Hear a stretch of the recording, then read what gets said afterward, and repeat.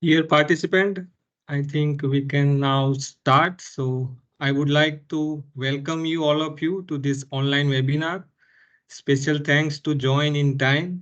Your on-time presence are really appreciated, and we consider this your interest in this our training workshop. So this is the first stage of our physical deep dive into the greenhouse gas inventory training, and at under the first stage that we are conducting this online webinar, and in the you all are participating physically in the Tokyo, but before that, as per the agenda, you can see we are trying to inform you that what is the our content and what we are trying to cover in this training program. So it's a truly pleasure to see all these different people from the different countries, and special thanks to the Pacific people, those who are joining very late. We apologize for this convenience, but there are three network groups that we are covering. So some are joining very early, but some are very late. So thank you for joining in time. And with this, I would like to welcome our facilitators and also the speakers for the today.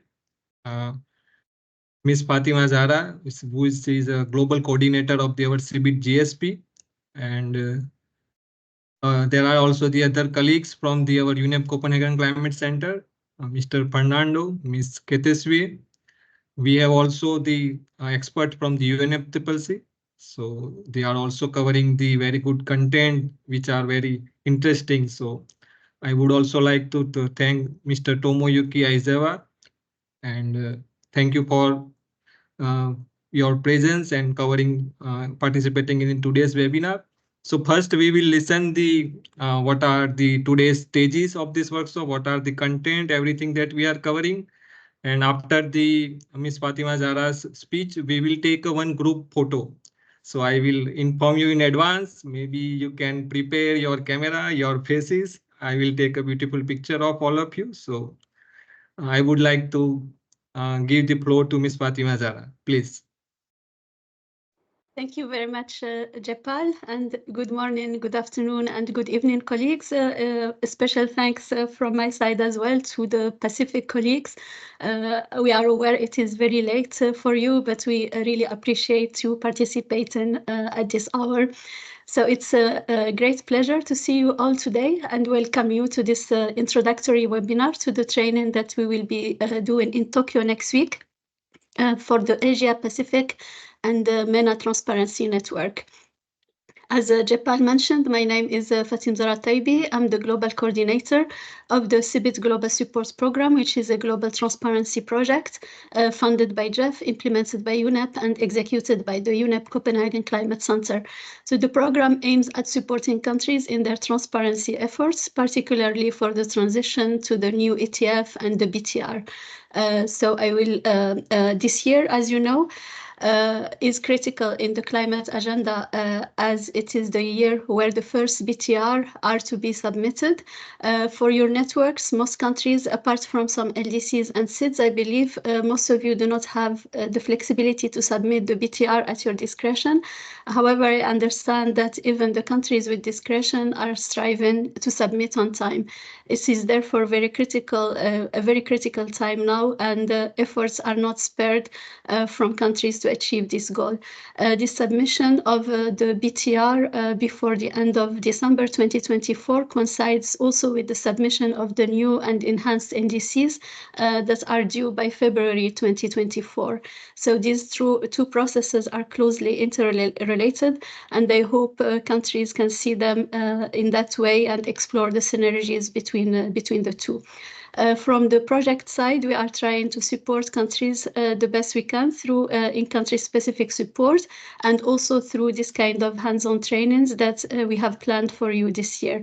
So this year we will concentrate on one of the most important elements of the BTR and also compulsory element for reporting, which is the GHG inventories. So the MPGs have introduced a set of new requirements for the GHG inventories. However, inventories is one of the areas where most countries have most experience from the reporting under the convention, and a lot of the elements remain similar. So with this training, we hope that you will acquire some of the necessary knowledge that will support you in your NIR preparation. And I hope that this training will be useful to you. I will now share my screen to go with you through through a little bit more details into what we have prepared for you during this for this training. Can you see my screen? Yes, thank you very much. Yes. So this training is, sorry, the slides is a bit blocked. No, it's fine now. So this training is organized, as you know, by the Capacity Building Initiative for Transparency, the Global Support Program that I mentioned, and we are collaborating with our partners, the Partnership on Transparency in the Paris Agreement, the PATPA, and also the United Nations Framework for Climate Change, the UNFCCC, that I thank for being with us also today. And the workshop or the training is hosted by the government of Japan. So as I mentioned, the main objective of this training is to support country teams that are in charge of reporting the national GHG inventory in improving the technical content of their NIR and the BTR. And that's through providing useful information and international experiences to facilitate reporting, also providing some concrete situations for preparation and reporting of national inventories in accordance with the MPGs. And one of the important elements of the training is also the exchange of experiences and lessons learned in the applications of various tools and systems for reporting of inventories. And also identifying common challenges and opportunities for collaboration among your countries, so that we create hopefully some spirit of community and helping each others going forward with this training. So our approach is basically in 4 stages. So we start with this introductory webinar. I will go a little bit more in details into the content of this. And then we have the stage where you will be asked to collect some information from your countries to prepare for the training. So this is an important phase that I will also go into a little bit later. And then we have the face-to-face event in Tokyo, and afterwards follow up depending on the needs and willingness of countries to do so. So for this introductory webinar, the main objective is basically to introduce the training and the main concepts and provisions for GHG inventory preparations and reporting tools, and also give you guidance for the preparation of the next stages of the training. So we will look into the new requirements for the reporting of inventories under the ETF, so from the BUR NCs to the BTR. And we will look into the content of the common reporting tables. And UNFCCC will be introducing to us the new UNFCCC tools that are currently available for reporting inventories, so the ETF tool. And then we will have instructions for the next stages. Of course, the data needs that covers the data needs for the second and third stage of the workshop. Then we have the stage of the in-country data collection, and the idea is that you go to your, I mean, you are in your countries, but you go and you gather the necessary data that we will ask you for to be used actually during the in-person training. So the idea is that the in-person training will be very hands-on, and there will be a lot of exercises, and the exercises, of course, are more meaningful when the countries are using their own data rather than theoretical data. So this is a very critical stage for the success of the in-person training. And then we reach the in-person training. So we are very much looking forward to seeing you in Tokyo. And here the objective is to equip the participants with knowledge and tools necessary for the preparation of the inventory. And so we will look into more details about the new requirements of the MPGs and the various reporting tables. We will look into the applicability of the various flexibility provisions that are available for developing countries. And we will look into the GHG management tools such as inventory work plans, improvement plans, data management system, QA, QC, etc. And then we will have hands-on a demonstration of the UNFCCC reporting tool, in addition to hands-on training on that. So you will be using yourself the reporting tool and getting immersed with it through various exercises that the UNFCCC colleagues have prepared for you. And all of the training is, as I mentioned before, is very hands-on and concentrated on practical exercises and sharing of experience. We will have also a demonstration of the new IPCC software, and I thank also the colleagues from IPCC. I believe Sandro is also with us here today, and I don't know whether Lisa is here, but she will be joining us in Tokyo as well. So thank you for making yourself available as well. And then we have the stage of the follow-up. So this is basically the objective of that is the consolidation of the learning from the training, and it provides also an opportunity to progress with the national inventory document preparation. So for this, it would be up to you what you would like to follow up with us on. So your engagement is of course key, and we will be, or our colleagues, the experts will be there to support you with what you need. But this is something that you need to be proactive with yourselves. So that finishes my presentation of the contents of the training, and I do hope that you will find it useful. We have done it already for the two networks already in Eurasia and Central Asia and the Caucasus, and they found it very useful from the feedback that we got, and we have tried to improve from that experience to make it even more adaptable to you and responding to the needs that we have identified. So we look very much forward to seeing you there. Back to you, Japal. Thank you, Ms. Fatima Zara, for covering the detailed importance of the all the stages, the content of the all the stages, and why these all stages are important. So I will request all of you to please turn on your camera. We would like to take one group photo. So I would request everyone to please turn on your camera so we can take a very good group picture online. Of course, we will take a physical picture when we meet next time in the next week in Tokyo.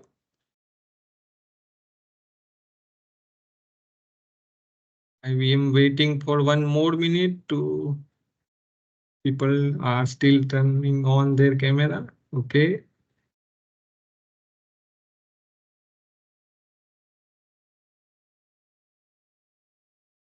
We are also considering this as a attendance, so please turn on your camera. I can see that we have more than 40 people.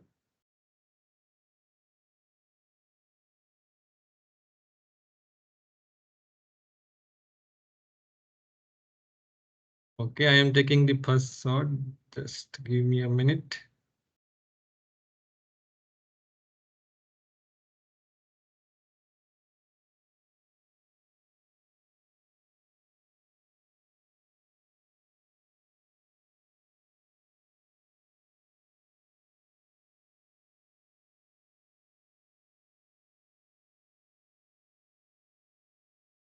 One more, please keep smiling.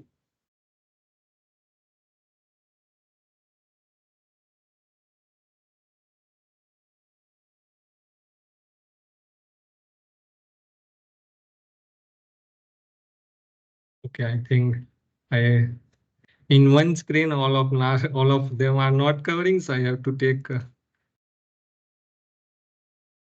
Okay.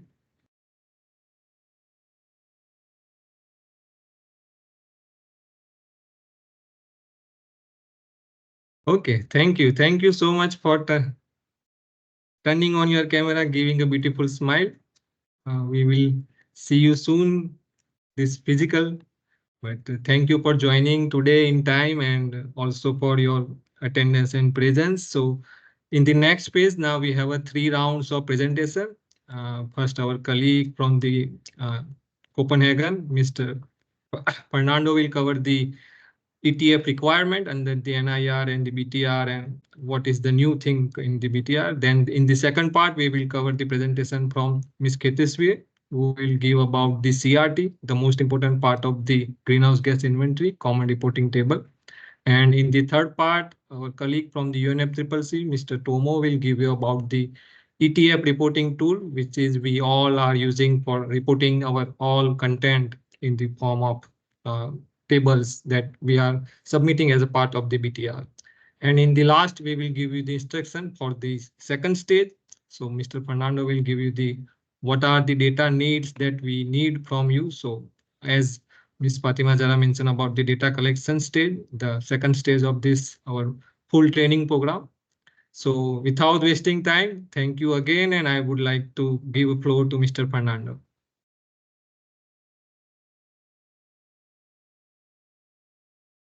Uh, Mr. Prakash, are you saying something? But I think you are mute. We are not able to hear you.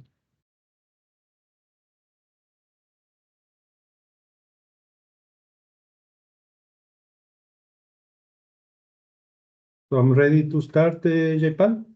Yes, yes, please. Okay, good morning and afternoon, colleagues. Regards from Copenhagen. Um, it will be a real pleasure to meet you live and in person in Tokyo. In the meantime, with my colleague Ketsi and colleagues from UNFCDC, we'll present you some introductory information that we think it helps to warm up on the type of presentations we will give and the information we will need from you as well. My first presentation was to highlight how important are GHG inventories in terms of the Paris Agreement and how they can be crucial in evaluating progress in terms of the countries are achieving what they committed through their NDCs. We know that if we know the past through the emissions inventories, we will have a solid basis to project the future of emissions for 2030, which is the first time we have in front of us for the NDCs. And for that, in concentrating on inventories, we all know that the Paris Agreement brings this new report, the Biennial Transparency Report, with additional requirements, particularly new for developing countries. And I think from a personal perspective, this is a major challenge for the countries. And I think this is a very good opportunity for them to attend trainings, to ask questions, to learn what other parties are doing, and to sit side by side with your colleagues and ask what probably is more difficult to look on on a remote way. What we will concentrate is in the information associated to inventories according to the Paris Agreement. And in this regard, we know from the MPGs, from the modalities, procedures, and guidelines, that all parties now to produce inventory report.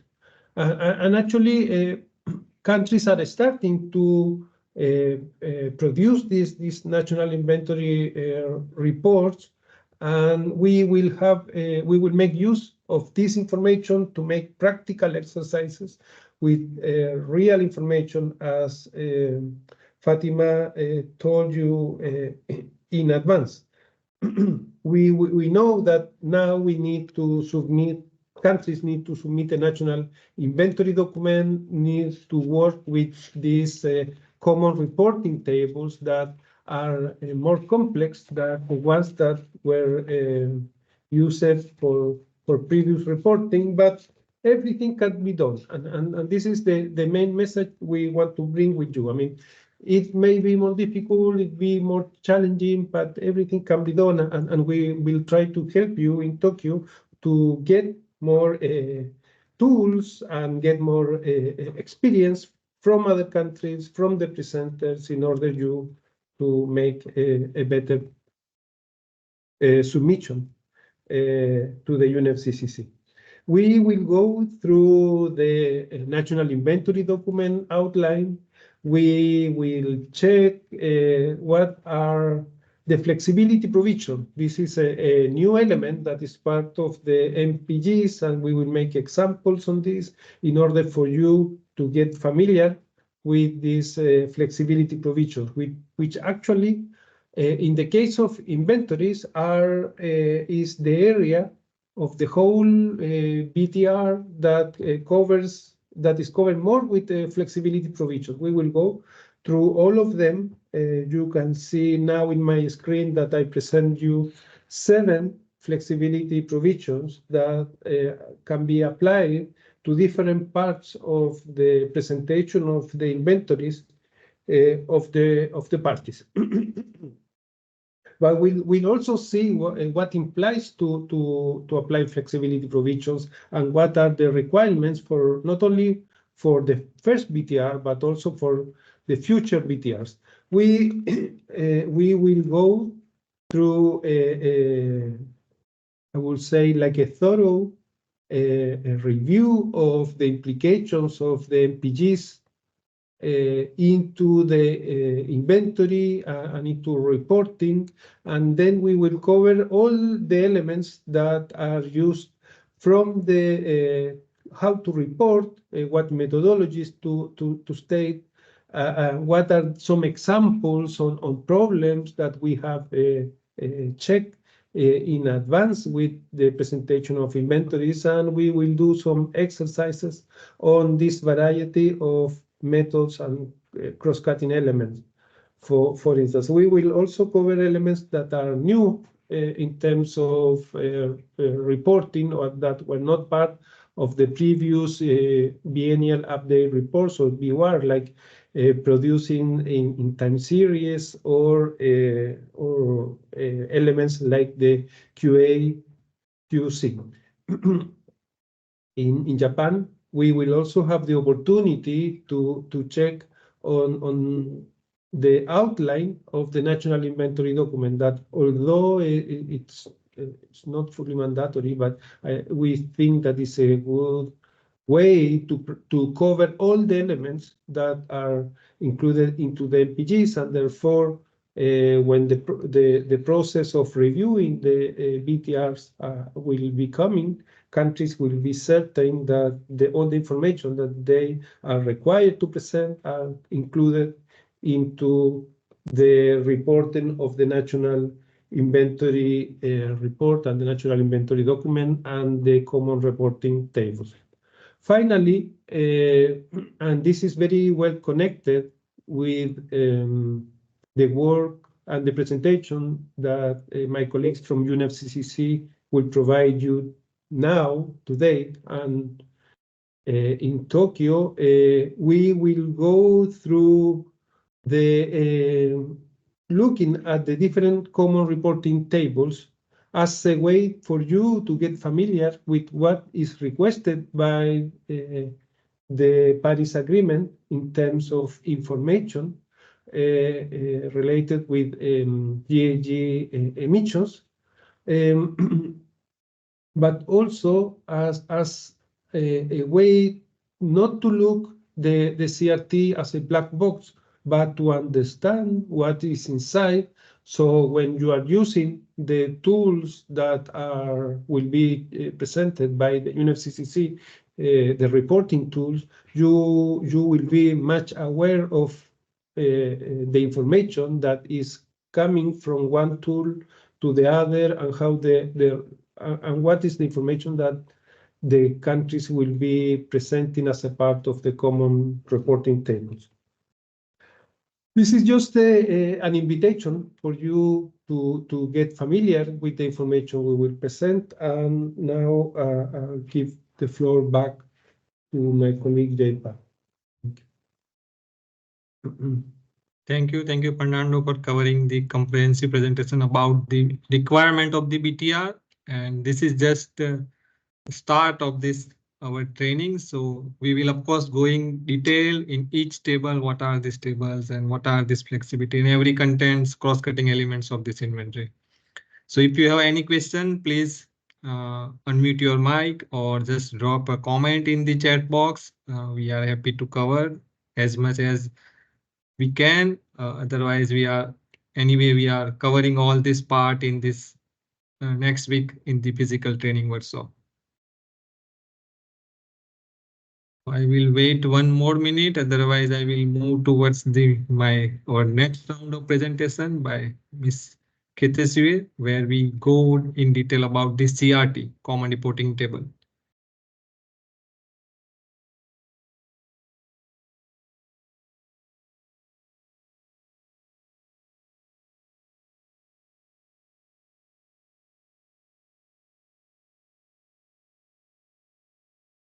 Okay, I think there is no question as of now, but we are encouraging you. If you have any doubt, anything, please don't hesitate.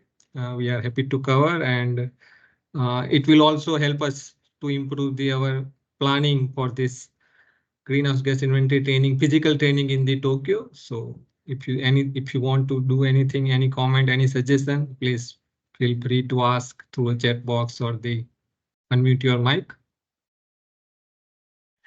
Otherwise, Jaipal, in the chat box, during the 2 hours of the webinar, we will be collecting questions and asking, answering them. Yes.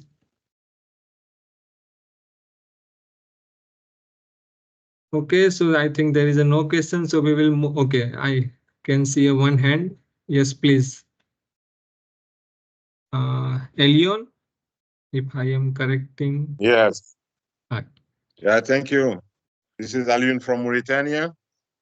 So I was, thank you for the presentation, first of all. I was wondering, why is a CRT table, why do we have to do them separate? And we have the system is built in the system, because I had a chance to test the system as a country, as a party. And if you look at the system, pretty much what you're going to be doing on the CRT table, you will have to report that on the reporting tools. So to me, there is a problem here, because I mean, it's like a double work here. You're going to be having, because the CRT tables are very long, they're exhaustive, and then you will go back to the system, the reporting tool, and you will introduce pretty much the same elements. You can use that maybe as an annex to go through, but you will have to report exactly what you have put on the CRT table. So I'm just wondering, it's not the double work we're doing here. Thank you. Okay, thank you for your question. Definitely, what the convention and the Paris Agreement wants to avoid duplication. The CRT as such are an annex to the BTR, and it is not, as an annex, it is not expected to be duplicated into the body of the BTR. What we will check in Tokyo is how the use of reporting software can facilitate actually the presentation of information, and in this way avoid as much as possible duplication of work. We know that it's a lot of information, and we know that it's impossible to work like on hand on these 61 tables. So that's the reason that the software that UNFCCC is working and will be presenting is of the maximum importance for the countries. Thank you, Fernando. And I will move towards the next Abdi Rahim. Yes, please. Thank you, Mr. Fernando and the team. My name is Abdurrahim. I'm from Somalia, the coordinator of greenhouse gas inventory and MRV system in Somalia. Thank you, Mr. Fernando, for your informative presentation. My question is, you have mentioned it, national inventory document can be offered with BTR or independently. To clarify, is there a deadline for in need if we choose not to bundle with the BTR? Yeah, as you correctly said, the MPGs allows to produce the inventory as a separate document or as a chapter 2 of the BTR. Regarding the deadlines, there is no different deadline for the two elements. So what the countries agreed some years ago on the 31st of December 2024 remains the same for both.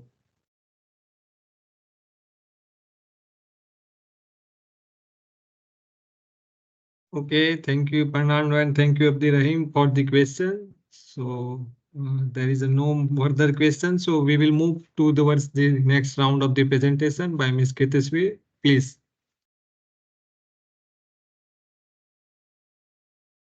Okay. Yes, Keltum.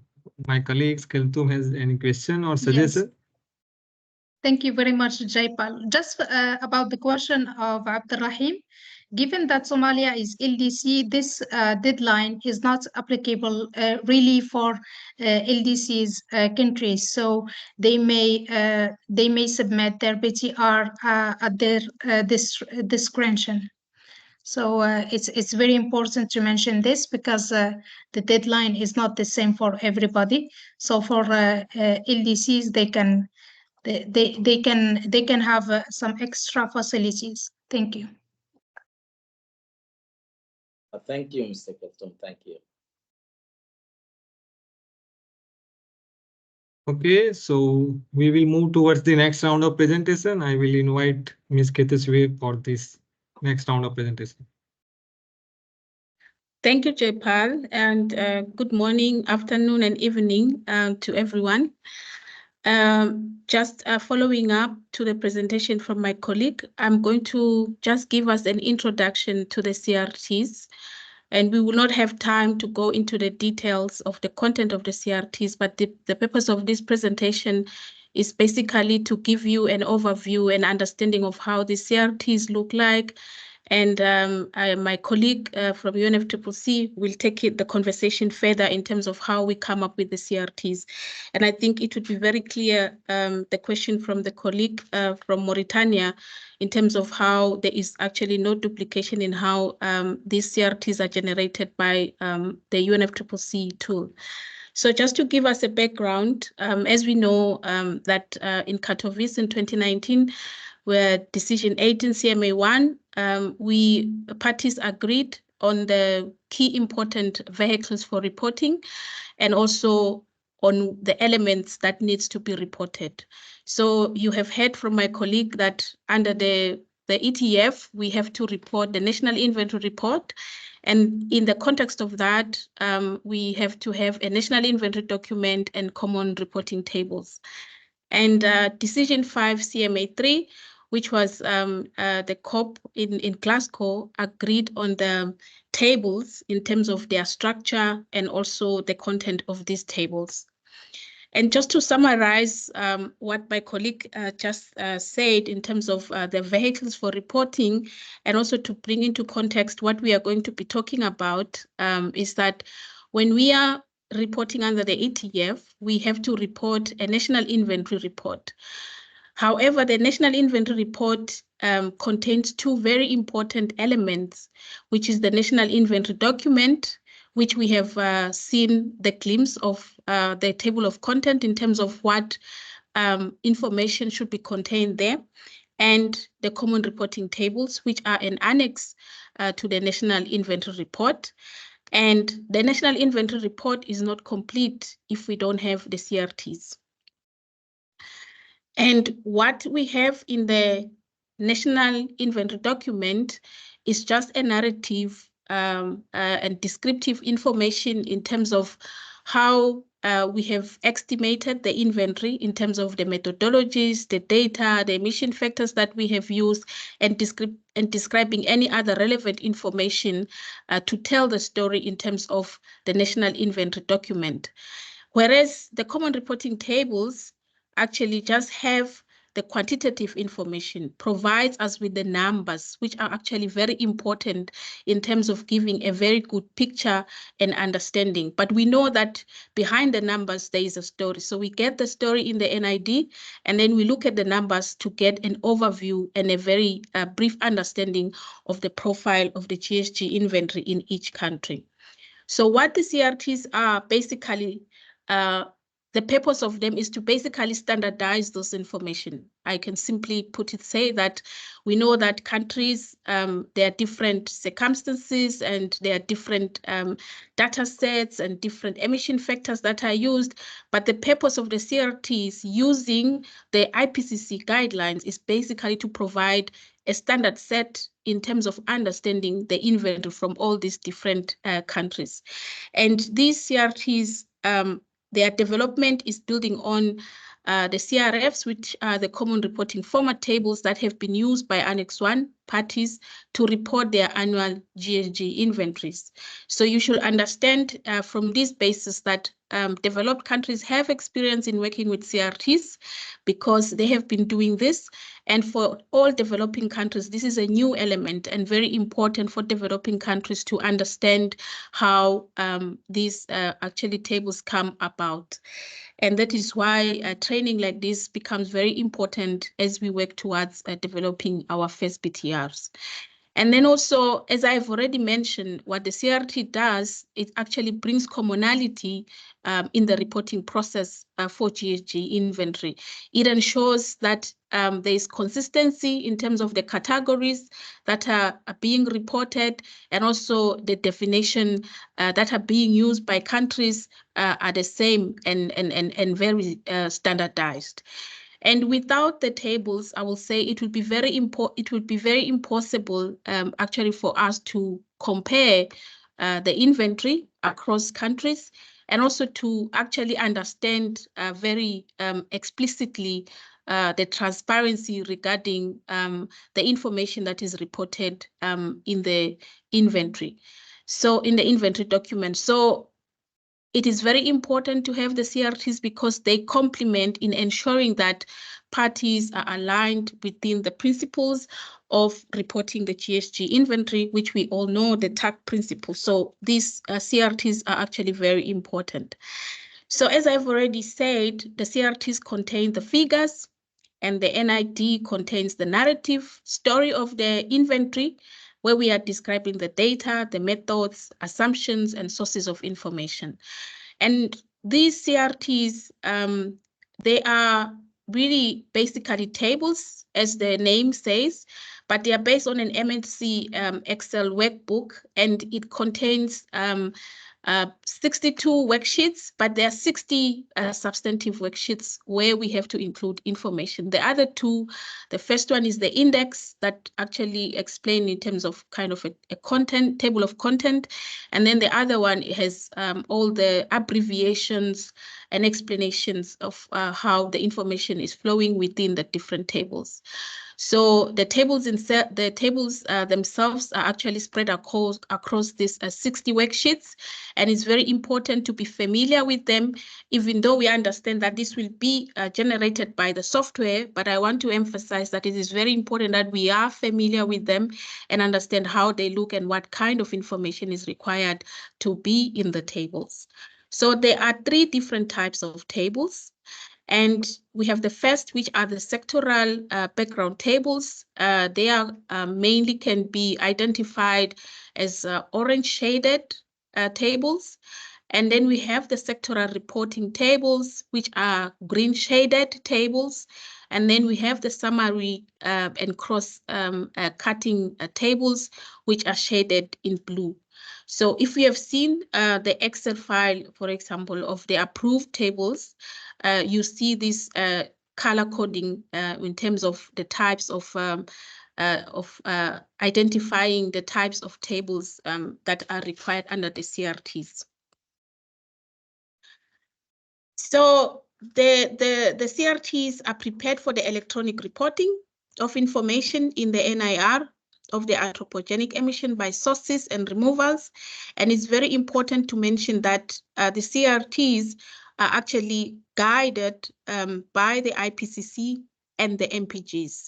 So all the sectors and the data that is discussed within the 2006 IPCC guidelines and also is explained in the MPGs. So that is what the CRT are trying to translate that in a nice, well-defined structure and table for easy understanding of parties' GHG inventories.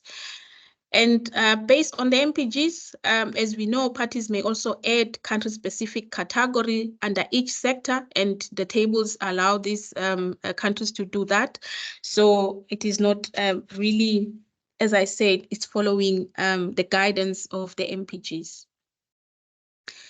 And these tables actually split into 3 distinct levels, which have the lower level, the middle level, and the upper level, which I will continuously in this presentation refer to level 3, which is the lower level, and the middle level, which is level 2, and the higher level, which is level 1.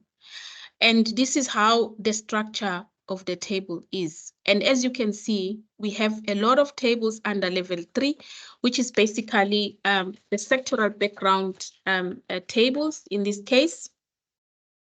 And this is where we have all the information that is added by parties, and what the tables do, they actually aggregate upwards. So the information that you include in the lower level is aggregated to the level 2.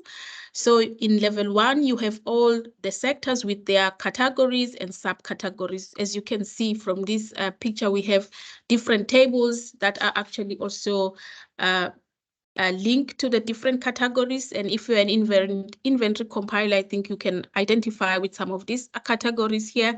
And then you have the next table under each sector. You have the sectoral tables, which actually give you now a summary of the inventory per sector.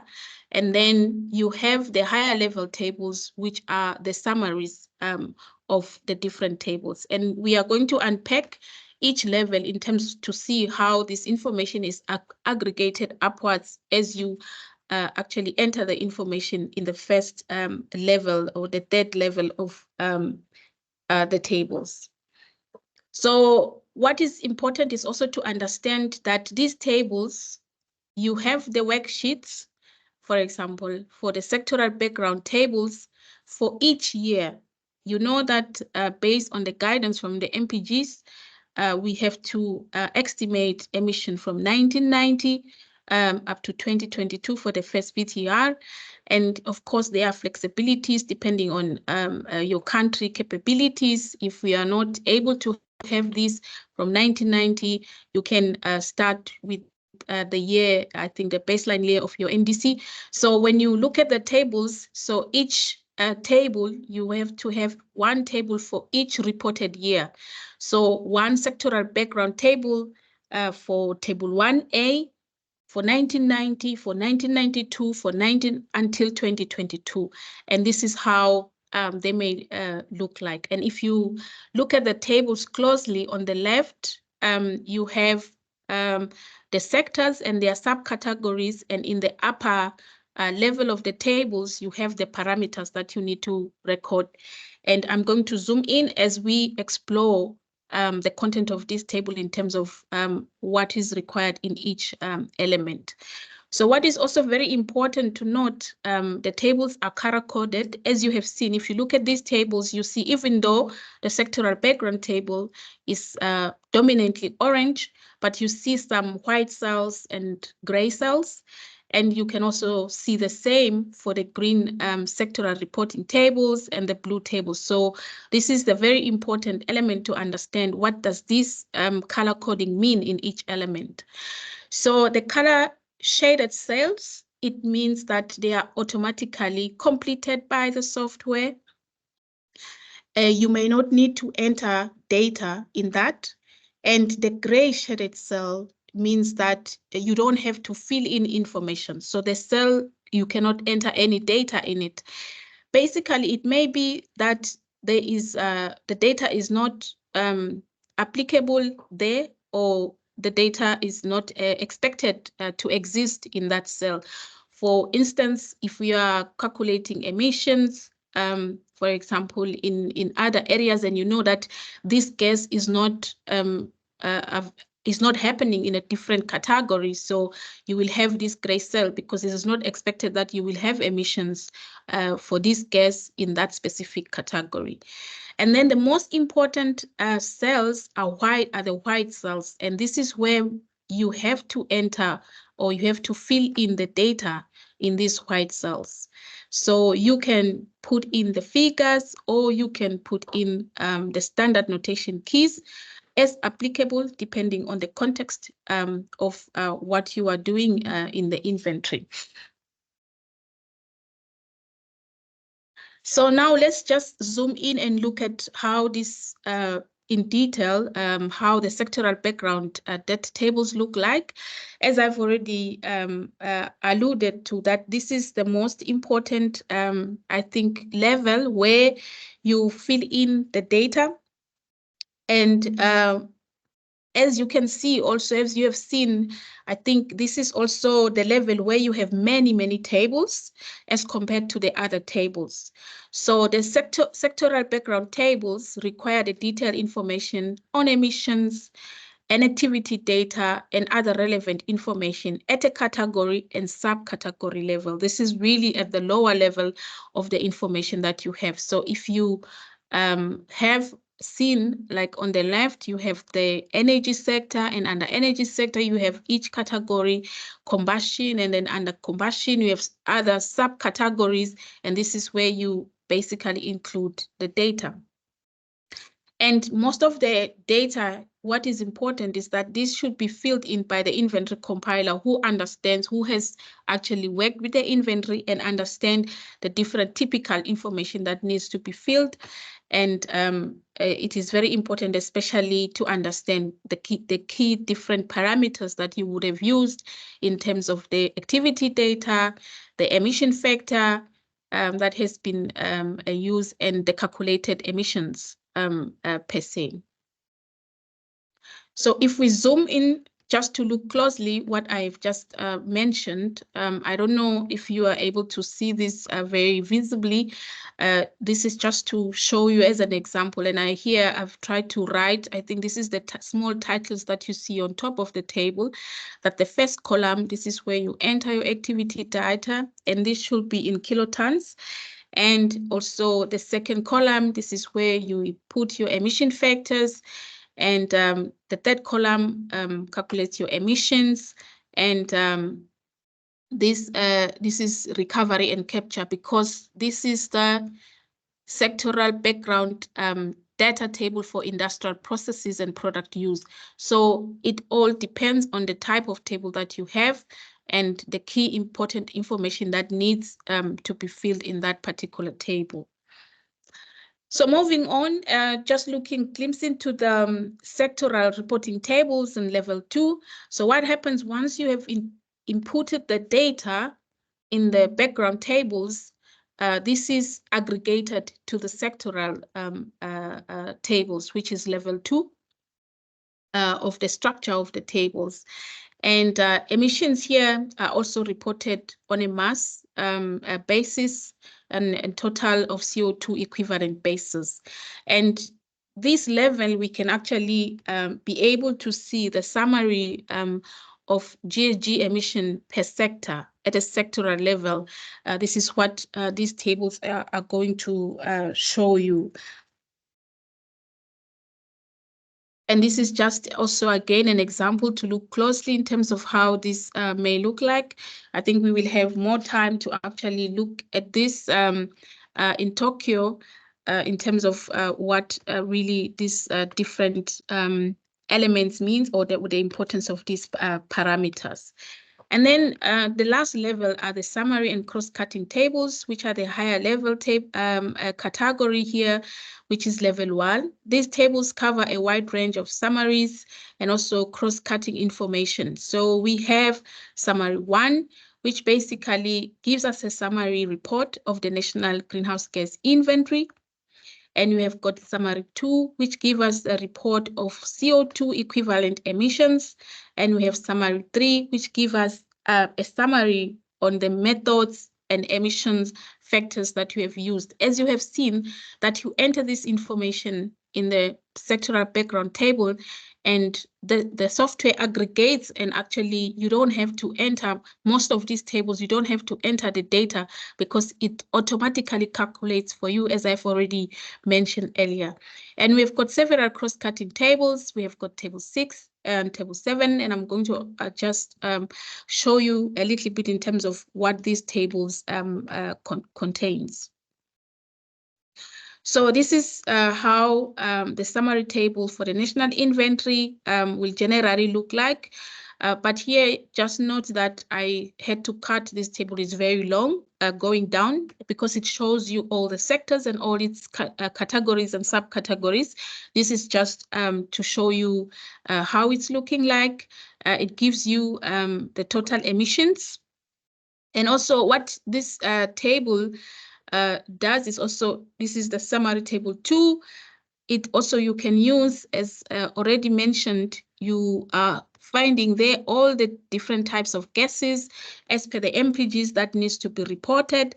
And as I have mentioned, that when you see, for example, in this, if you look at this table, the gray shaded area here, you see these are the other gases, the HFCs, because these gases don't exist in the energy sector. That is why it is gray shaded. And remember, when it is gray shaded, it means that there is no data that you need to actually input. So this is a very good example to explain what I was mentioning earlier. And then summary 2 gives you the CO2 emission equivalent. We know those that have been reporting and have been using the IPCC 2006 guidelines are much familiar maybe with this table, because some countries had already started to use some of these tables to summarize their GHG inventory.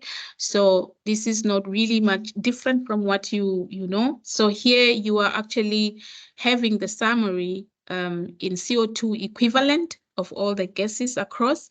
And this is also a very important summary, because this also now brings in the memo items.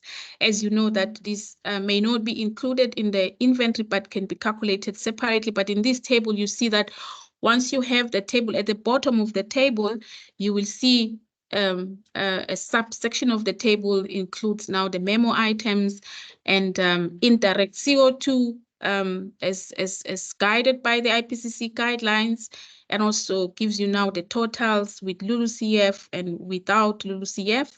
So very important summary table. And now moving on to summary 3, as I mentioned earlier, this table basically gives you a summary of the methods and emission factors that have used.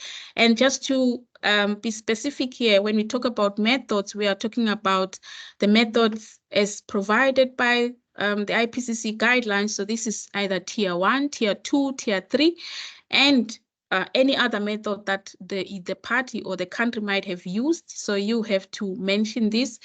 And when we are in Japan, we are going to see how this is recorded in the UNFCCC reporting tool. And the table then actually gives you a summary of all the method and emission factors that have been used in the calculation.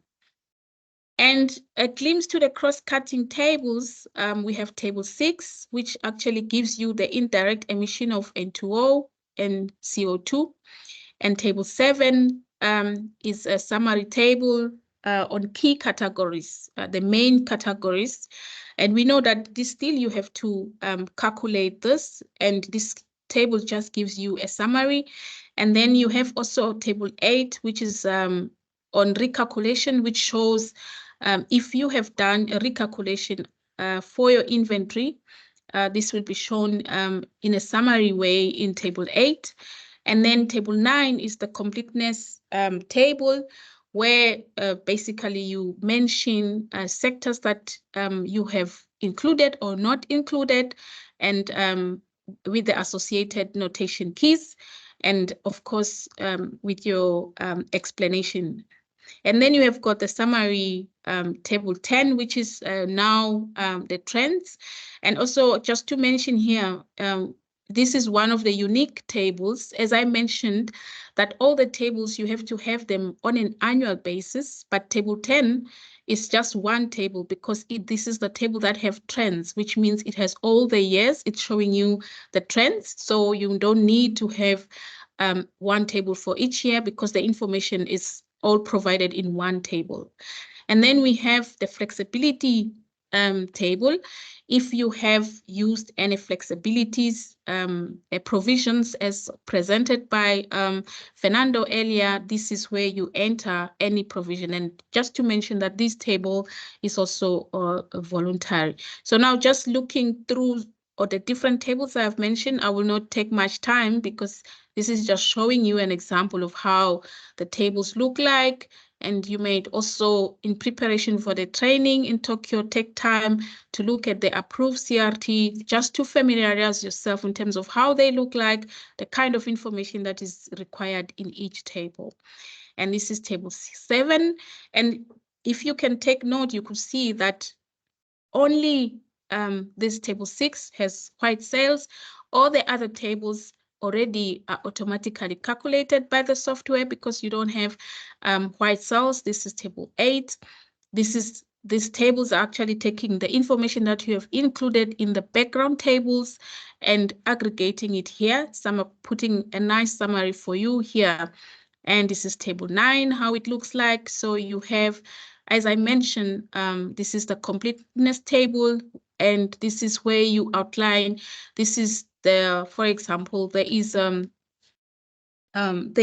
flexibility for countries to actually not include HFCs, PFCs, and you can mention here and including the standard notation, not estimated, and you explain why you didn't estimate this.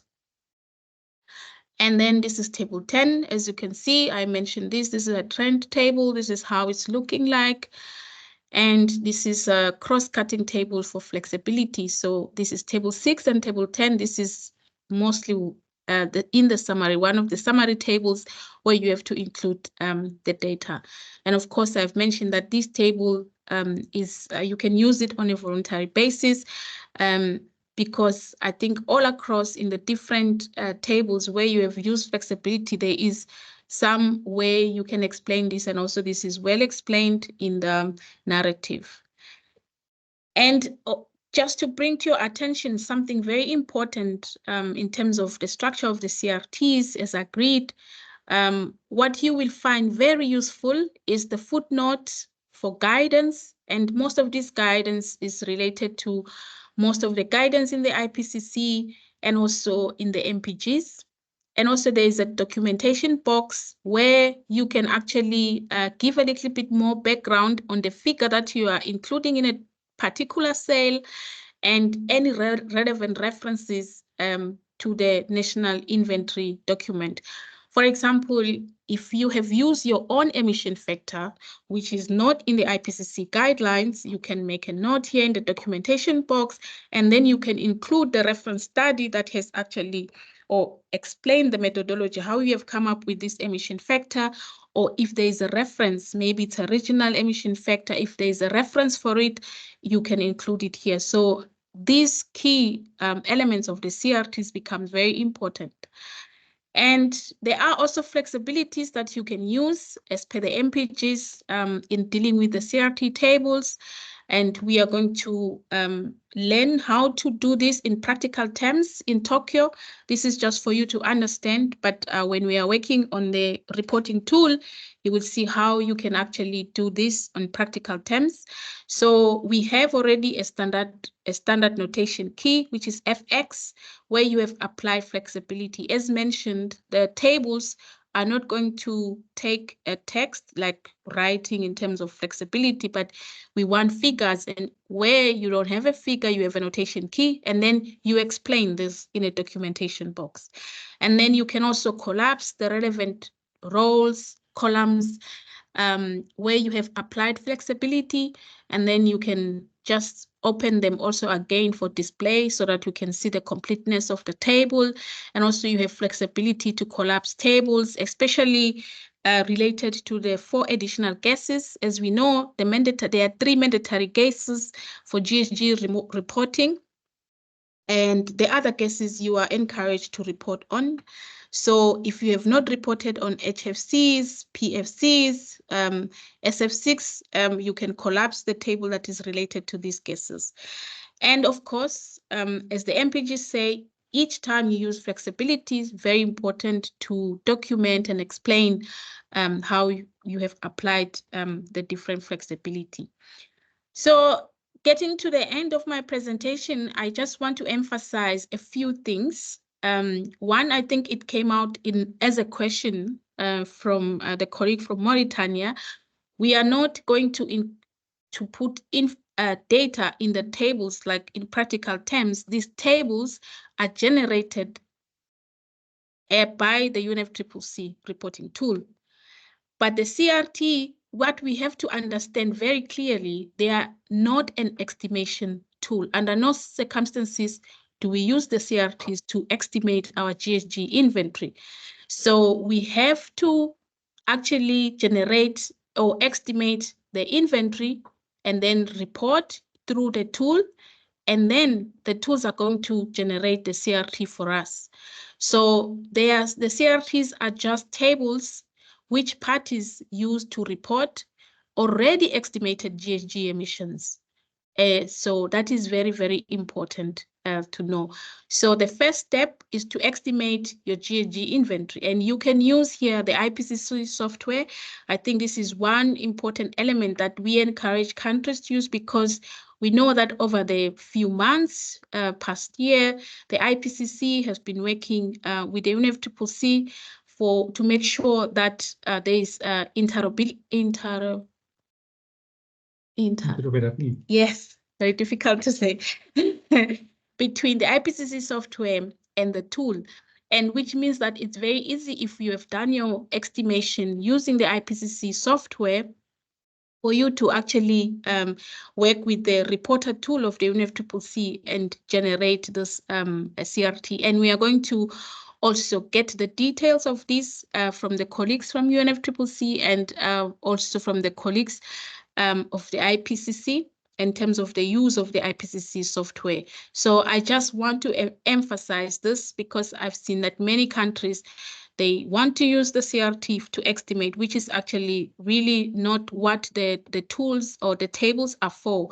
So we still have to estimate our inventory, and then once we have estimated our inventory, we use the information that we have used in estimating the inventory, and then we put it in the UNFCCC reporting tool, and the tool is going to generate the tables for us. When the tables are generated, we export them and attach them all in our inventory report and submit to UNFCCC. So this is basically how the whole process works. So yeah, I will end it here. And this is just a brief summary of all the many things that I have said in terms of helping you to understand the structure and how the CRT tables work. So I will end it here, Jaypal. Thank you very much. Over. Thank you, Ketesiwe, for the very comprehensive presentation specifically about the tables. So this table looks like a complex thing, but because we are submitting only 2 or 3 tables as a part of the BUR or the NC, but whatever exercise that we are doing in the back end, to prepare that summary table, now we have to report that backhand table all in the form of the CRT. There's the new requirement only. So whatever table we are not reporting to estimate the emission, now we have to report. So that's the only change you can consider from BOR to BTR.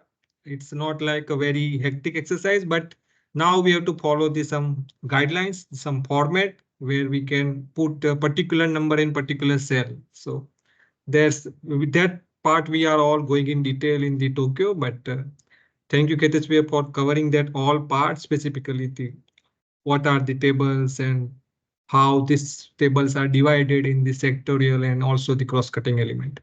So I will open the floor for the question and answer. If you have anything related to the CRT, please feel free to ask. Those maybe who are new to this new, I can see the question in the chat box. So Safir has asked, can we have a soft copy of the CRT guidelines? Yes, it is. We will provide you. Otherwise, it is also available publicly. But the CRT, the latest version, are also available, and the MPGs and the Decision 18 CMA1 and 5 CMA3 are the two main guidelines. Professor Boyer is asking about is the reporting tool already available? I think it's currently in the development stage, and in the next round of the presentation, our colleague from UNFCCC will also give you the more detail about when it is launching officially to the all the countries. Bujidma is asking number of CRT table is 60 plus 2, then it can be more if there is a country specific calculation added. Yeah, if you have a particular category specific to your country, then there is also the option to add more column. But if it is a particular category, then you also have to provide some more information why it is only applicable to your country, not other countries. So the more explanation you can provide in the NID, but national inventory document cover the all textual part, but in the CRT you can edit the country specific information. Mr. Prakash is asking about, so CRT table will be automatically generated using the UNFCCC tool. Yes. So whatever is the background information that we have, activity data, country specific emission factors, the all gas wise emission, when we fill this in the reporting tool of the UNFCCC, the CRT table will be generated at the end that we have to provide as a submission with the BTR.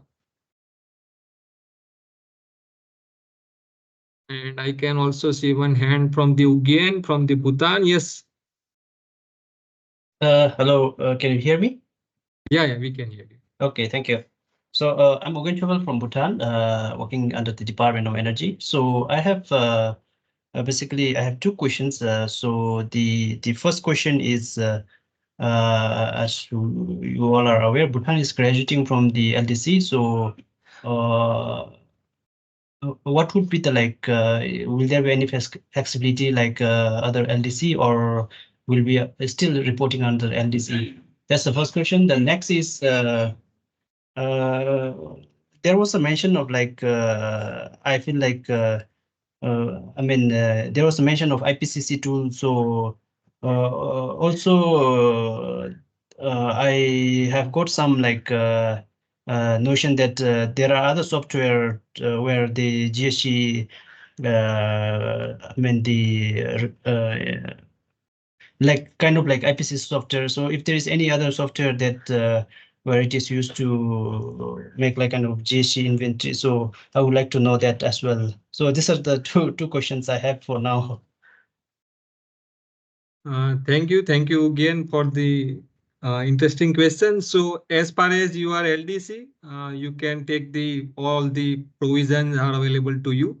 Once you move towards the LDC to the developing country, you can take the provisions those who are available to developing countries. So that's the first question. And about the second question, yes, so IPCC inventory software is you all know that it is available everywhere, and around more than 80 countries are using that software. And during their physical training in Tokyo, also there is a people like Miss Fatima Zara mentioned that Miss Lisa and the Sandro are there from the IPCC TFI TSU unit who will give you the detail about how IPCC can support you, IPCC software will help you to directly generate a CRT that you can directly import in the UNFCCC ETF reporting tool.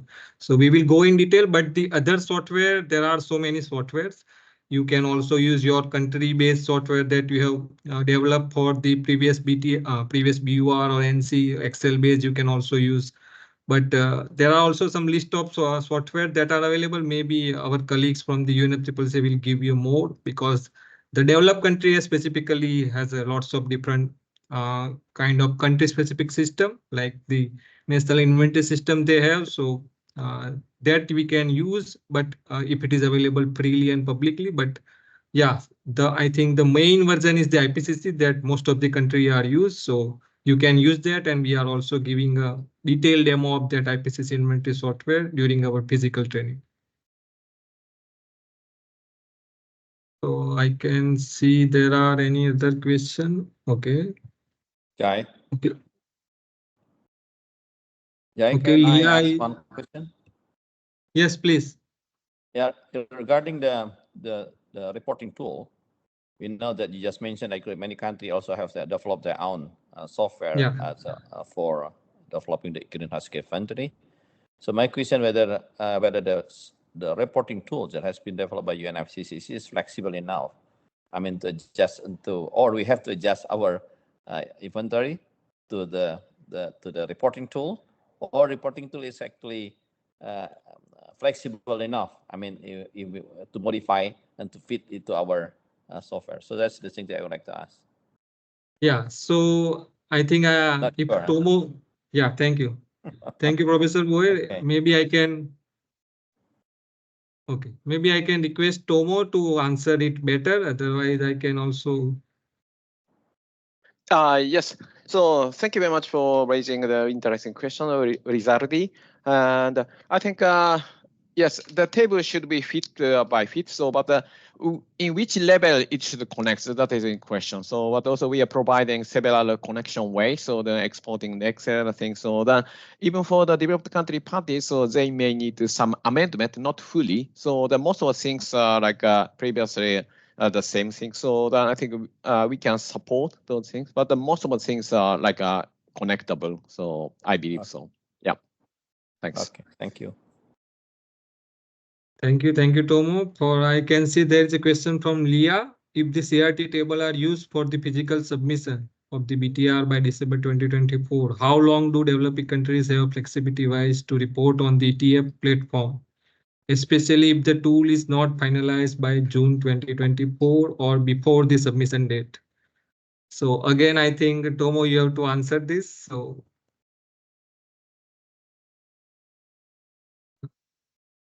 you are mute, Tomo.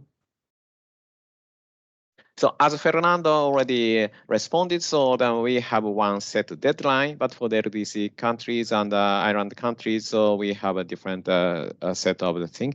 And also we have a decision in the 5 CMS3 defined if we delay the development, so then that time of a delay will be added to the extra submission date. So because yeah, that should be fairness to the party to prepare. Yeah. Thank you, Tomo. And the last question is: our different sector will have to use the different tool software?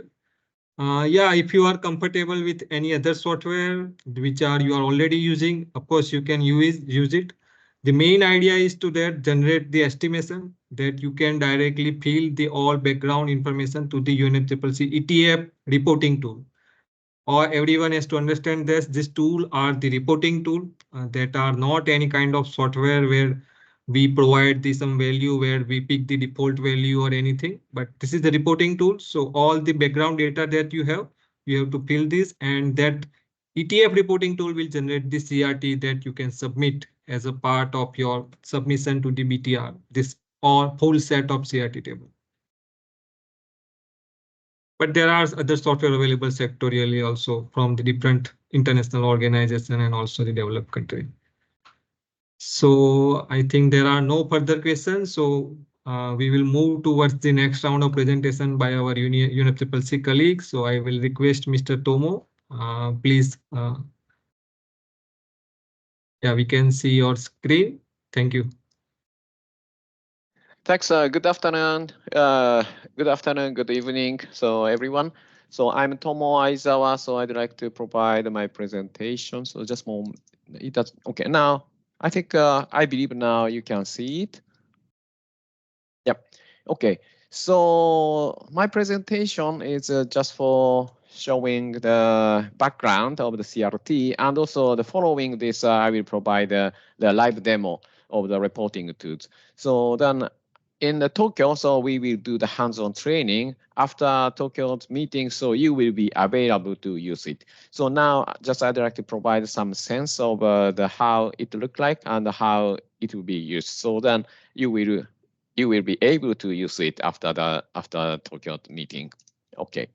So just before going to the details, so just providing the background information. So this ETF implementation is building blocks for based on the 4 things. Facilitate the submission of the information by parties. So because it's better to use the same common reporting. So then it will be in the latter stage that will provide more, how to say, merit for you through the review processes. So you will have you will get some recommendation, or if you have some problems or tackling, so that maybe other parties may have already had solved some other problem. If we use a common reporting tool, so then you can find some best practice or better practice in the other place of the world. So then not only for the reporting tool, also the review processes and also the technical experts. So it means not only the reviewing, also during the review, as I did when I was in Japan, also you can collect the information, what you can apply to your country's situation.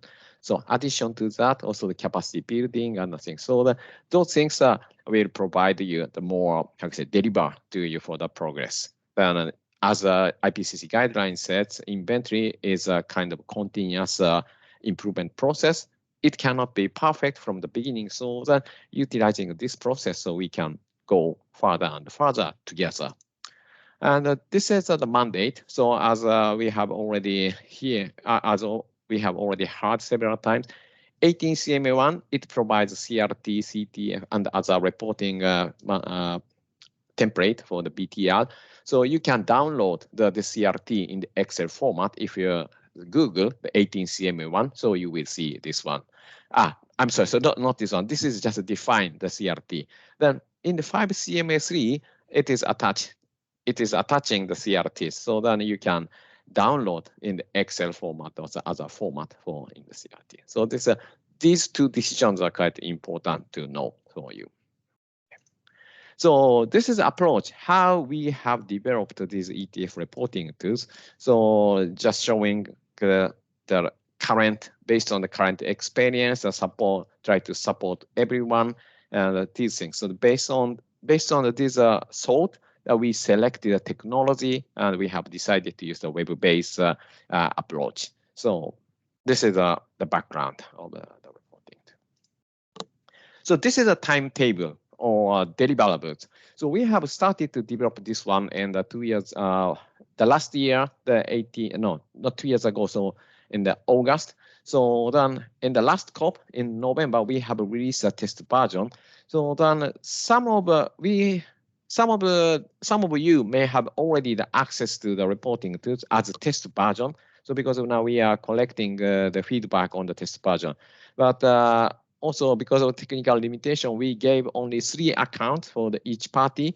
So then some of you may have already registered through your national focal point. In that case, you have access to the test version. So, but the final version released on this end of June. So then we are expecting this will be used for the June session. In hands-on training in Tokyo, so we will give you the temporary access right to the system. So then in Tokyo, so yeah, let's play with this our toy. So then you will be available to know it, and also you can play with it, walk through the things. Okay, a training session on the ETF GHG reporting tool consists of create a new version. So before starting the preparation of submission, needs to create a version. Okay, this version will be submitted in this year or next year, something. And specify the version setting. So then you need to select some of them. If you are agriculture expert, you may know the option A or option B you need to choose before the thing. And view all the access all the CRT versions and also modify and how to input the data. So these things will be included in the training. Okay. So ask for the training participant. So two things. Yeah. Already Ketsibe and also Fernando also suggested so to be familiar with the requirement, and also we are providing the FAQs, so that your question is already raised by some others, so then and to see it would be good. And other thing is yes, to being familiar with CRT. As Ketsibe said, so that is a really good point. So footnote, and so what kind of active data, what kind of categories are there, so that you will know how to report it. So, okay. Now, I will move to the quick live demo. So today's quick live demo is just walk through the ETF GHG inventory reporting tool, create a version and specific version setting to show the I will run. So, and customizing navigation tree. So if you have country-specific category or subcategory, so you can arrange this navigation tree. This navigation tree is the structure of the navigation tree is consistent with the structure of the CRT or IPCC guidelines. And the data entry, there are 3 ways to enter data. Manually means this application is on the web browser basis. So on the web browser also you can edit the data. But in the beginning, lots of data will be imported. So that using Excel bulk import, what is JSON file import? JSON file means kind of XML or something, some data file. It can be created by the IPCC software. So if you have already used IPCC software, you can use this function. The IPCC software, you don't need to use all the sectors, just select only energy and IP or only agriculture, so such kind of things also they're possible. Yeah, it's already showing, so but also I'd like to show it again. There are 3 stages: creating the estimation and using our tool for the reporting, then creating the CRT. CRT is not the place for the filling the data. This provides guidance on this.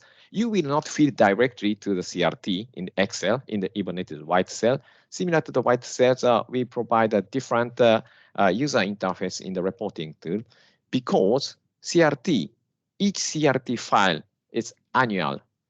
It means for when we submit for developed country parties from 1990 to if submitted this year up to the 2022, it means 32 Excel files. Open and close the Excel files and filling the same categories activity data, it will be very hectic. So then user interface of our reporting tool is a bit different. So showing the years on the top and the categories are showing on the left side.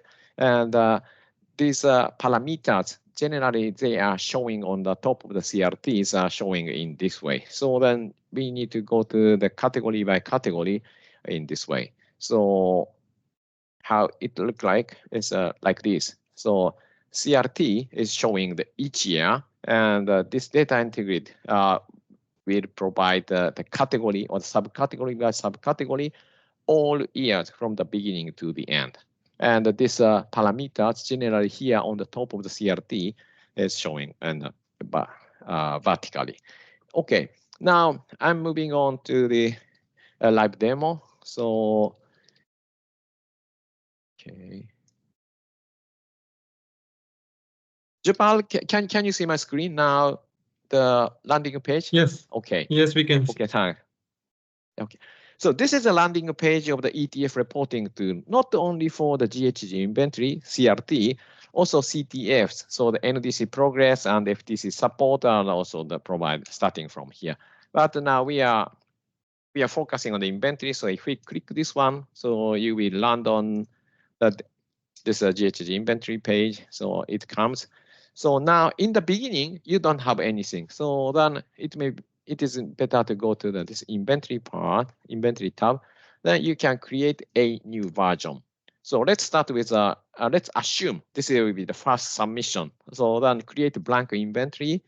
Then need to select the submission here. Okay, deadline is 2024, but let's assume we will be a bit late, 1 week late. Then that will be submission in 2025. So then this default version, yes, that I will explain in later in Tokyo. So then just create inventory. So then creating. Now we need to set some versions. So the flexibility provisions. Okay, let's assume I will not submit the latest year. So then just normally -2, I can choose a -3. So these settings can be done here. For the energy sector, okay, now it might be too complicated. So skipping this one is okay. Also industrial processes as well, skipping. And agriculture, we need to select for the livestock types, for particularly for the cattle. So we need to select option A or option B. These are the exclusive each other. So then option A is more popular, I believe, then choose option A. And the CF, this is harvested with product that also we need to select one of them to report. So let's select option B, production approach, and select this one to the national total. Then now we can create this version. So go to the data entry. So this process is a bit hectic, and at this moment you don't see the meaning. But after playing with this one, so also we can come back to here for the changing the setting. So then, but now just see it.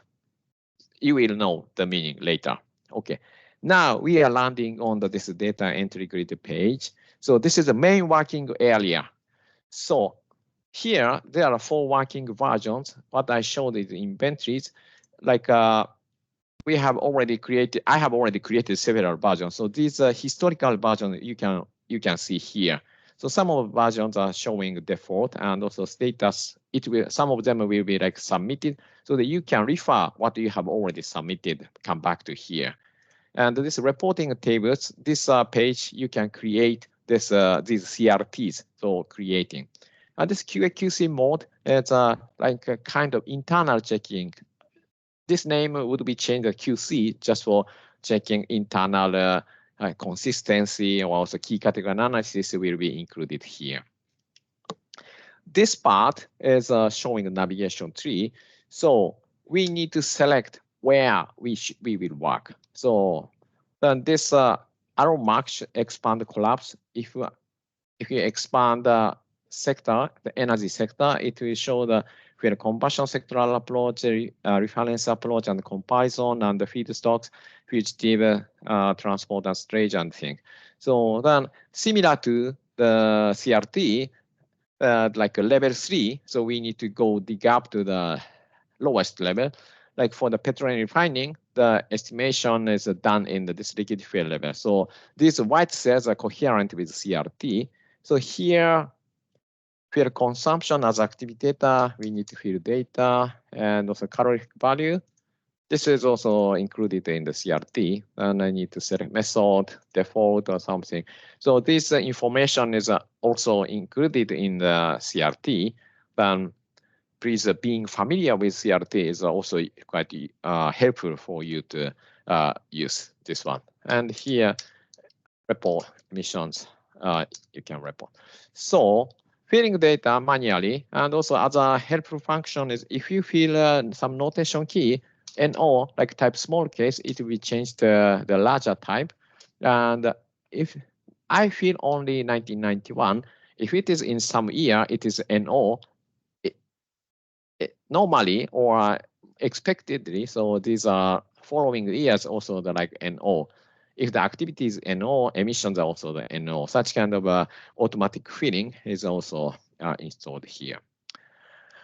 And go back to the navigation tree. So if you would like, if you need to add a country-specific category, let's go to 1A, 1, 2, manufacturing industries and other. This plus sign, you can add, some of them are predefined in the drop-down list. So you can select, and if you select this pre-specify, then you can add free type.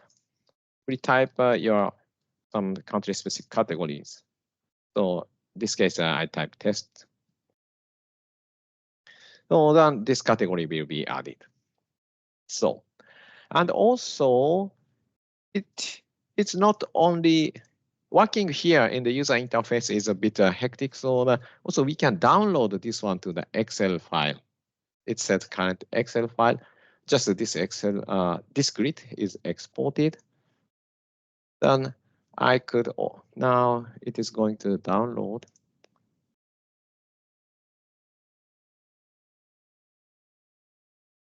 Just a moment, I'm sorry, I did not open download folder. Okay, this one.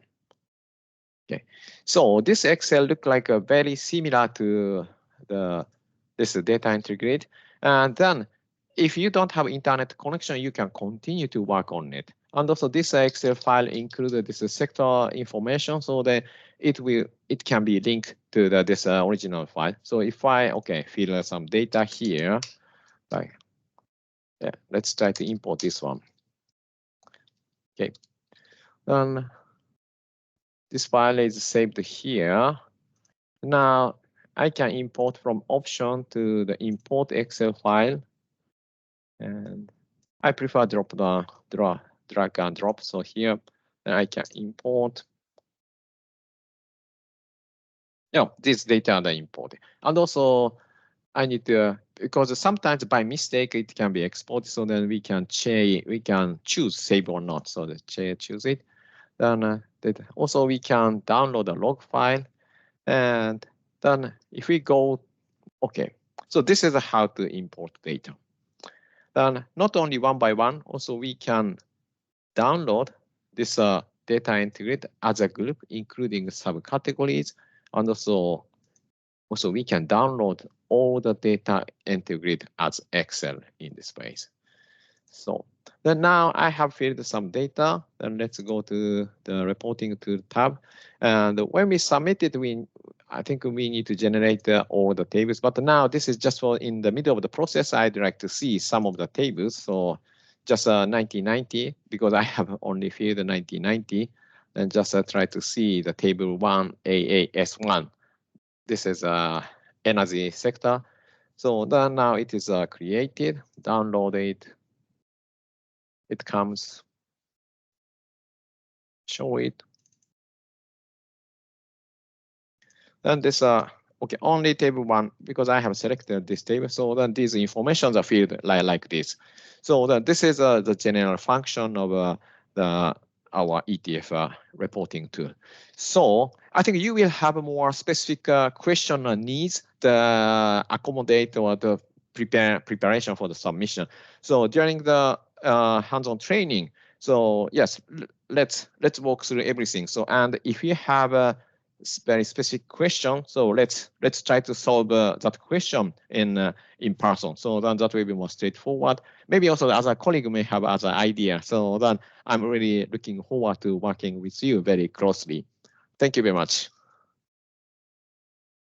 Thank you, Tomo, for giving the quick introduction of this UNFCCC ETF reporting tool that we all are using when we are preparing the BTR and when we are submitting our CRT set of tables for this inventory chapters, not only inventory, but also the NDC and the support needed and received. So if you have any question related to this tool, maybe you can ask, but we are also doing in detail demo, and also we are using a hands-on with this tool during our technical physical meeting in Tokyo. But if you have any quick question, please do not hesitate to ask.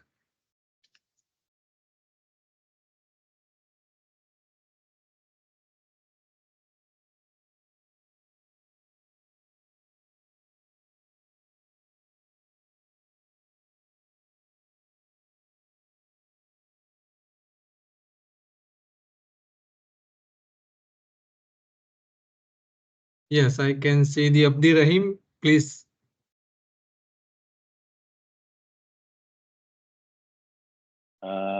Thank you, Mr. Tomo. Am I audible? Yes. Thank you, Mr. Tomo, for your informative presentation. I just wanted to know how does the system handle for data entry in emissions and data related with emissions and removals?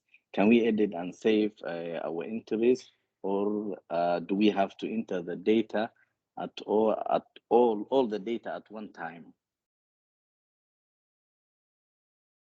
Okay, so it is not necessary to how enter the system designed, yeah. Okay, so I think generally the users are not necessary to fill the data once. So the time by time, so data is saved, and also you can take the snapshot, so download the data as of that time or sometime, because before submission, sometimes okay, some parties may have a problem of not problem, I'm sorry, the process for the authorization under the parliament or the stakeholders. In that case, so we can save it in as a snapshot. After that, you can edit some things, only some data. So this is designed in that way. So then I think you don't need to worry about the data loss. So, but sometimes it happens. So because of the internet connection, so then need to check the log file and the thing. So then also we can provide some tips for during the session. Thanks. Yeah, absolutely. That makes sense. Yeah, thank you. Thank you, Tomo, and thank you, Abdirahim, for the questions.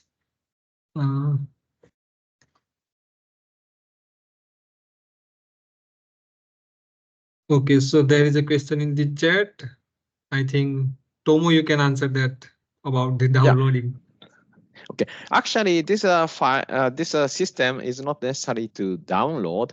So, but now I think if you have not yet registered through your focal point, so you don't have the access, right? So then in Tokyo session, so since till that time, so we are preparing for to give the access right to the participants. So then I will collect the name of the participants and the email addresses. So then please respond, inform that information to JPass. So then we can arrange that one. So then this, because also this user setting is a bit like this platform side is a bit complicated, and also it takes time. So then now 1 week, so 1 week might be a bit challenging. So but I will push my IT colleagues. So thanks. Thank you, Tomo, for your support and help related to the understand this ETF reporting tool.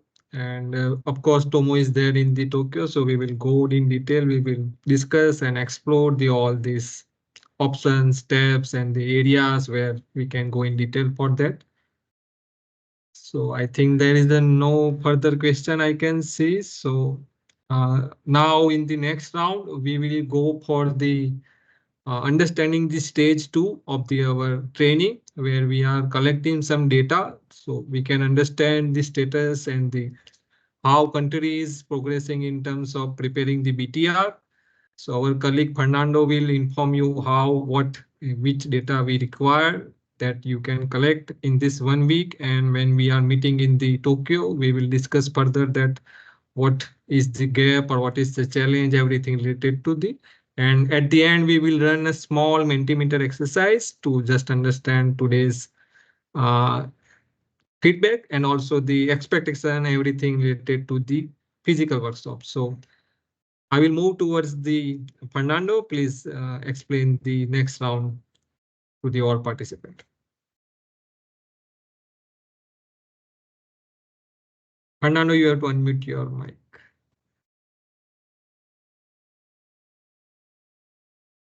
Can you hear me? Yes, please. Okay, thank you. I'm sharing my screen. Well, as Fatima Sara indicated at the beginning of this webinar, a very important part of our CBIT-GSP trainings are the exercises and the examples and practical elements we want to use in these trainings. In addition, we will count with the colleagues from the UNFCCC and IPCC who will be there also showing us the software. So I think it's an excellent opportunity for you to mix theoretical, but also super practical information regarding your future presentation of the BTR to the UNFCCC. Last year, we did a series of trainings on NDC tracking, and the people that attended like very much the using real examples. And now for the training this year, we want to use more examples. So you can be better prepared with exercises and examples and conversations that you can have with your colleagues.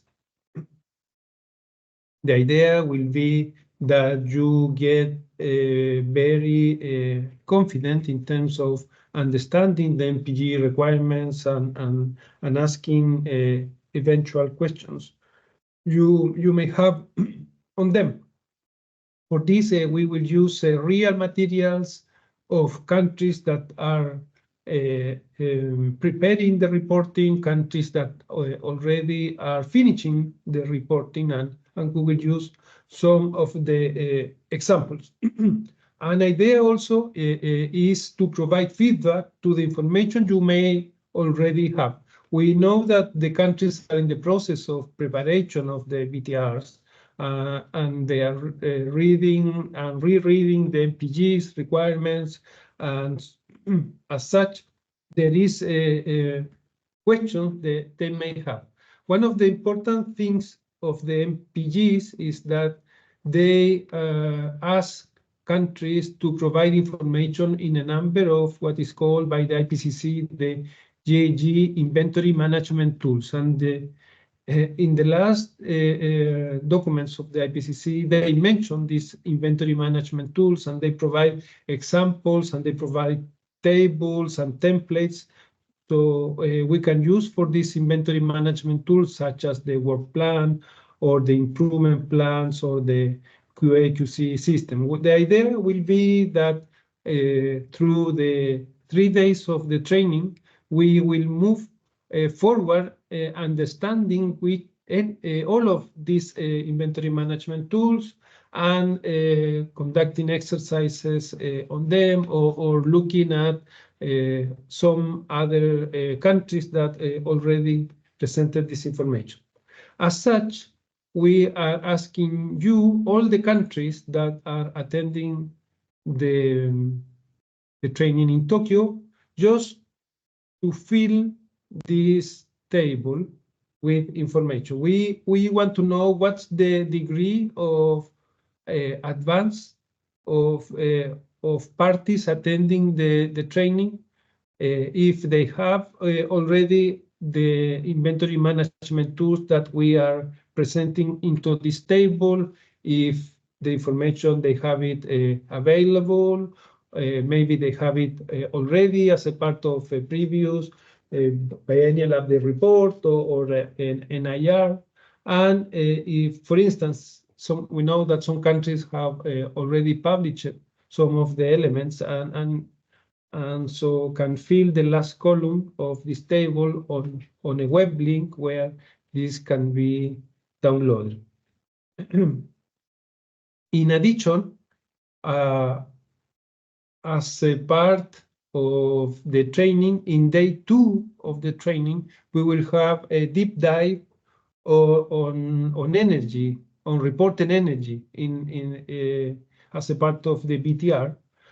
And for these countries that have the energy balance of their country available, we will be grateful that they can bring a link or the actual information associated with the energy balance, so we can use some elements of their own country's information into the exercises we will conduct in day 2 in this deep dive session on reporting energy. As such, I understand that you will receive this same table that I show you for you to fill it and send it back to your network coordinators. And thank you for your attention. Thank you, Fernando, for explaining the next stage. And as Fernando mentioned, we request all of you to provide the input for this stage 2 data collection. So we will forward the email where it's just one kind of table, small table, as you can see in the Fernando slide. So we need this information so we can analyze and we can adjust our training content, that what are this, because as this training is for the 3 networks, so there are around more than 20 countries, those who are participating, I think more than 20 countries. So we have to little bit adjust and see that which countries are already have set up some system, which country are already developing, or which country are not developed. So we request all of you within 1 week of time, please provide the feedback from those country where 1 or 2 participant, maybe you can come together and send as a one Excel file. But we need at least one response from one country so we can understand what is the status in your country related to the preparation of especially this in greenhouse gas inventory. So if you have any question related to this data collection, all the question that we are asking, please feel free to ask to us to a chat box or just unmute your mic.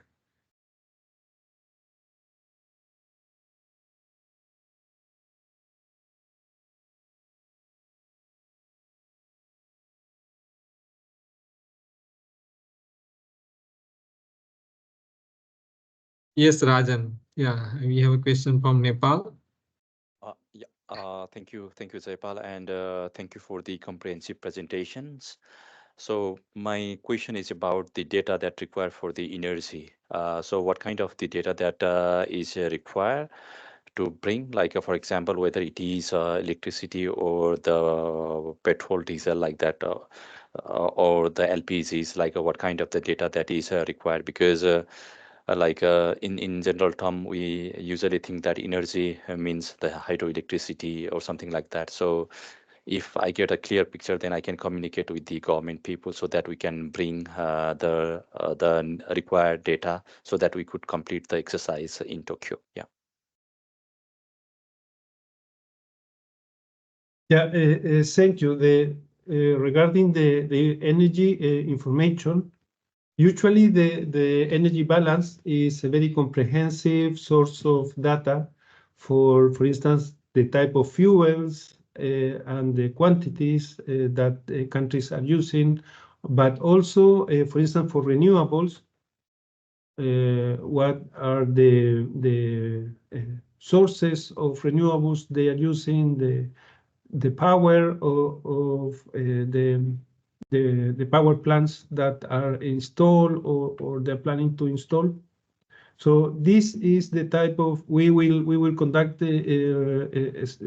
exercises on this type of information.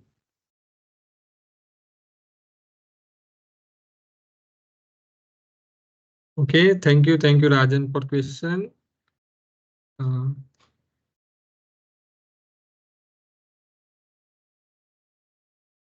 Yeah, so in the chat there is a comment about from Reem. I think it's better to send an email for all requirement data. Yeah, so we are also uploading all this data PPTs and on our platform, but we will also email you to what is the data requirement that we need in a 1 week. So we will send it to you today. So to all the participants. So in the next, we will run one small Mentimeter exercise. There is another question. Shall we bring data on the other sector as well? Yes, we will conduct only an energy sector exercise. So the important is to bring the information from the table and the energy-related information. But this will be distributed by Keltoum, Jaipal, to you. Okay. So I will request my colleague Keltoum to run a small Mentimeter exercise to understand what you think about today's webinar also, and what is your expectation from this physical training workshop that we will conduct in the next week. So I will request my colleague Keltoum to run the Mentimeter, please. Yes. So do you see my screen? Yes. Thank you. Dear colleagues, just please try to join us. You can scan the QR code or enter the code in the menti.com. We need to wait for more registrations.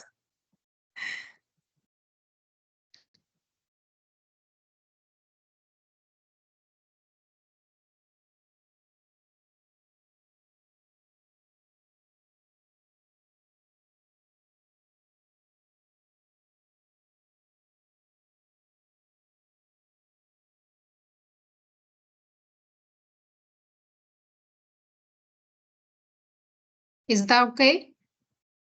You are all connected? We have also posted the link of the Mentimeter in the chat box, so please directly click and access the Mentimeter. Yes. So the first question, what are your expectations from the GHG training in Tokyo? Which means what are the outcomes that you want to bring with you back home or back to the office?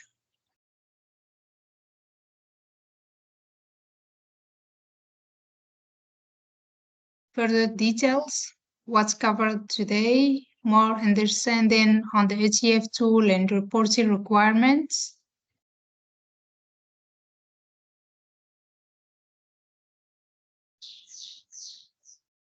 Hope you are able to prepare the CRT tables to know more on the ETF tool, learn more about the IPCC tool, hands-on the ETF tools, more about ETF compliance, clear understanding of NAR and CRT, complete a full process from CRT to ETF, learn the details of BTR requirements, go into the CRT from the IPCC software, yes, more knowledge on ETF tools.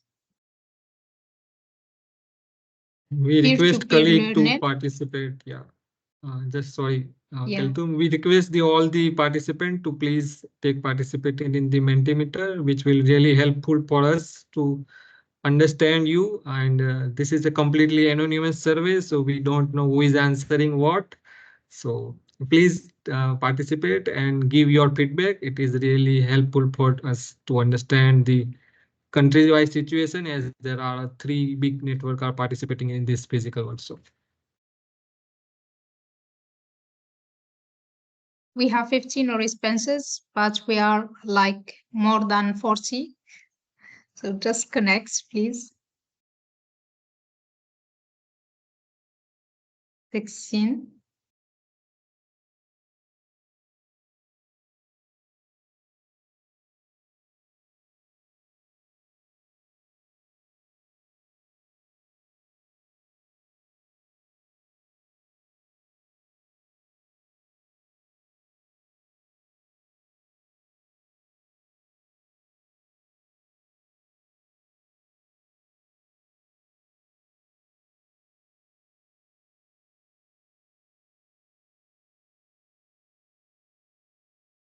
Twenty responses.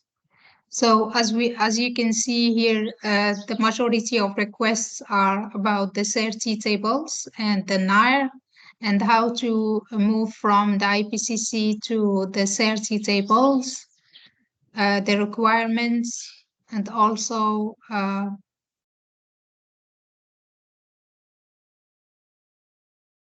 develop the skills. the NIR. So just to clarify one thing is that during the training we will focus only on the inventory, so it will not be on the electronic reporting tool. So we will try to have a hands-on on CRC tables. We will also have a presentations of IPCC software with the interoperability option. So to move from the IPCC software to the CRT tables already filing, and we will not have the CTF tables because it's related to the NDC tracking and to the financial capacity building and technology transfer. 26 responses. Can we move with that?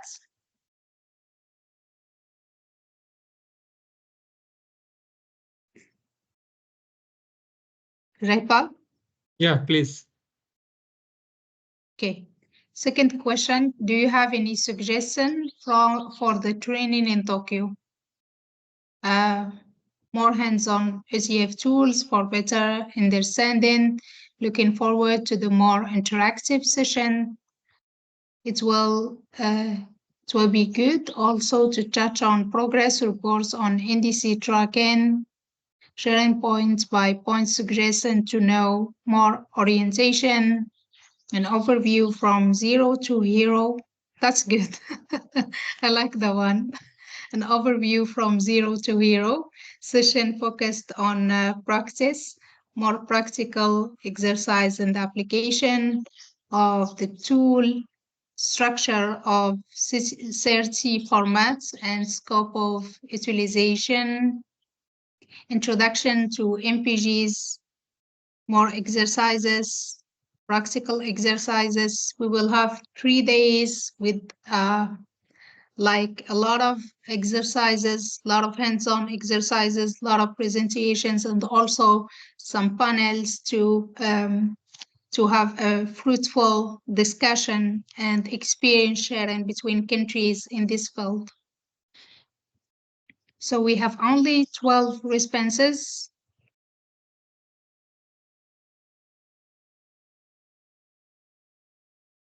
We're requesting colleagues to please participate. There are only 3 questions.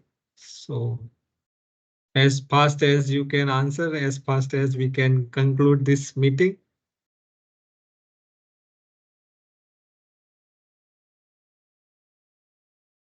Yeah, please be generous. We will try to cover the maximum of your requests and the suggestion.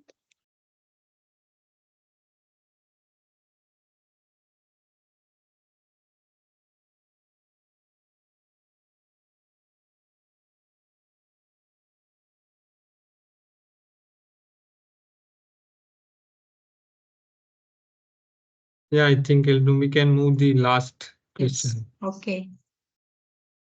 How satisfied are you with this webinar? And here we have 5 options: very satisfied, satisfied, neither satisfied, nor dissatisfied, dissatisfied, very dissatisfied.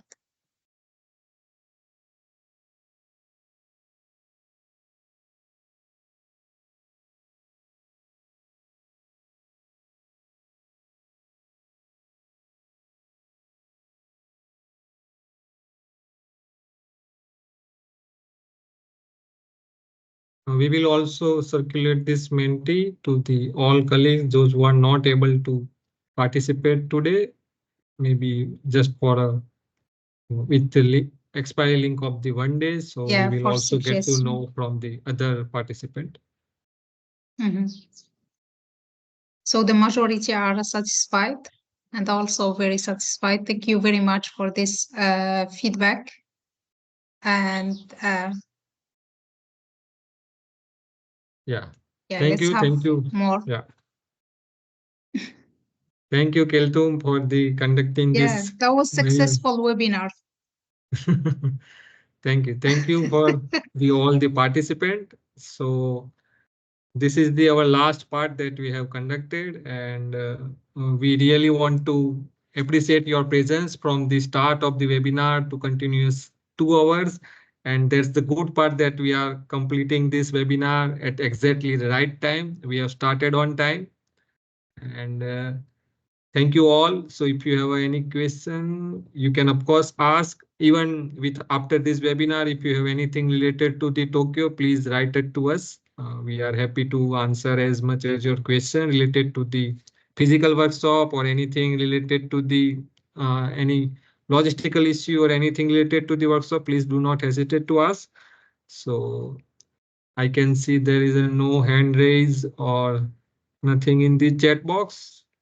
So we greatly appreciate your presence. Thank you for staying at least for the 2 hours and asking the question, understanding the PPTs. And in the next stage, we will request you to provide your input for this data collection stage.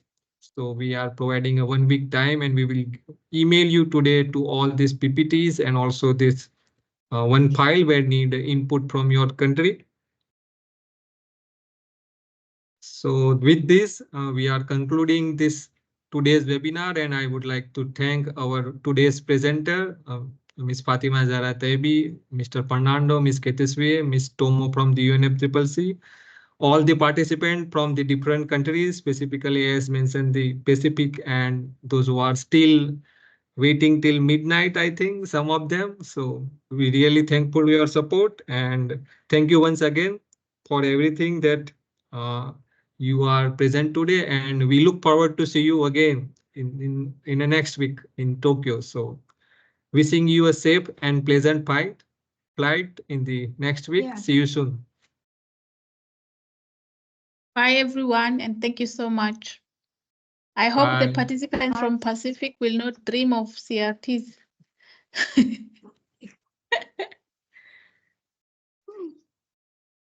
Thank you. Have a nice day. Thank you very Thank you. much, Abdulrahim. Thank See you in Tokyo, inshallah. See you, inshallah. Okay, thank you. Thank Thank you. you. Bye. Bye. Bye.